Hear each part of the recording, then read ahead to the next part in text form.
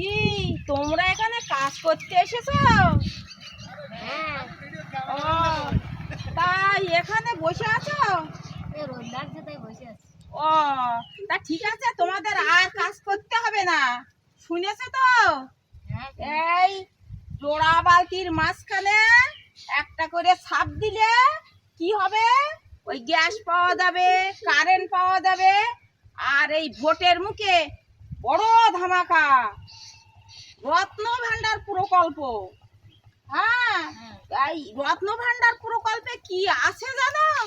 এই ছোট থেকে বড় থেকে মাঝারি থেকে সাজারি থেকে বৃদ্ধ বয়স পর্যন্ত সবাই পাবে ৬,০০০ টাকা করে।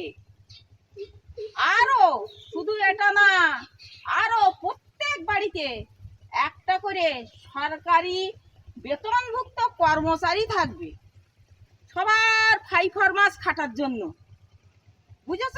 হ্যাঁ, আচ্ছা, তারপরে এইবার তোমরা তো কোনো কাজ করবে না, তারা সবই করবে, কিন্তু বসে খাওয়া মানে বাতের ব্যথা, গ্যাসের ব্যথা এগুলো তো হবে।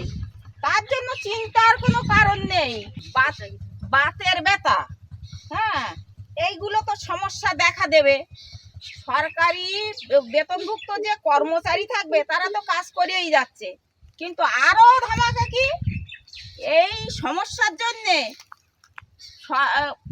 ফ্রি, তোমাদের কোনো পয়সা লাগবে না।